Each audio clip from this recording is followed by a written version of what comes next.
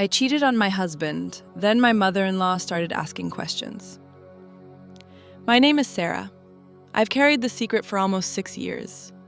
Nobody knows the full truth. Not my husband, not my children, not even my mother-in-law, although she came closer than anyone else.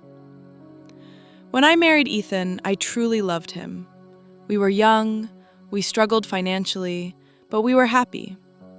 Then Ethan started working longer hours, 12-hour shifts, weekend overtime, business trips. I understood why he did it. He wanted to give us a better life. But somewhere along the way, I started feeling invisible. Then I met Ryan. He worked at the gym where I had recently signed up. At first, it was harmless conversation. Then coffee, then lunch. Eventually, an affair. I kept telling myself it would only happen once. It didn't. For months, I lived 2 completely different lives. The perfect wife at home, and someone else whenever Ethan was at work. Then I found out I was pregnant. I froze. I had no idea who the father was. Ryan wanted nothing to do with the situation. He disappeared the moment I told him. Ethan was overjoyed. He cried when he heard we were having a baby. Watching him paint the nursery made me hate myself. Every lie became heavier. Our son, Noah, was born healthy. Ethan looked at him and smiled. He's perfect. I smiled back, while wondering if I'd just destroyed my family forever. Years passed. No one questioned anything. Then we had a second child, a beautiful little girl named Lily. Life finally felt normal, until one Sunday dinner. My mother-in-law quietly stared at both children. She looked at Noah, then Lily, then back again. Finally, she asked, "Doesn't anyone think it's strange they look nothing alike?" The room went silent. Ethan laughed. "They're siblings. Kids are different." But she didn't laugh. Over the next few weeks, she kept making little comments. "Noah doesn't have Ethan's eyes. Funny, no one on our side of the family has that hair color." I started losing sleep. Every knock on the door made me nervous. Every family gathering felt like an interrogation. One afternoon, my mother-in-law asked if she'd done one of those ancestry DNA kits.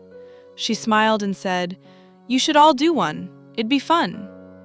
My heart stopped. That night, I couldn't eat. I couldn't breathe. For the first time, I realized secrets don't stay buried forever. I sat in the living room watching Ethan play with the kids. He was the best father I had ever seen, and I had been lying to him every single day. I finally understood something. The hardest part wasn't fearing the truth would come out. The hardest part was living with the guilt. So I made a decision. The next morning, I asked Ethan to sit down. "I need to tell you something." My hands wouldn't stop shaking. He looked worried. "What is it?" I started crying before I could even speak. "I betrayed you years ago." His face changed instantly. I told him everything. The affair, the lies, the fear, the uncertainty. When I finished, the room was completely silent. He didn't yell. He didn't throw anything. He simply asked one question. "Why didn't you tell me sooner?" I had no good answer, only tears. Weeks later, we agreed to take a DNA test, not because my mother-in-law demanded it, but because we both needed certainty. Whatever the result would be, we would face it honestly. For the first time in years, there were no more lies, only truth. And I finally realized one bad decision can take only a few minutes, but living with the consequences can last a lifetime.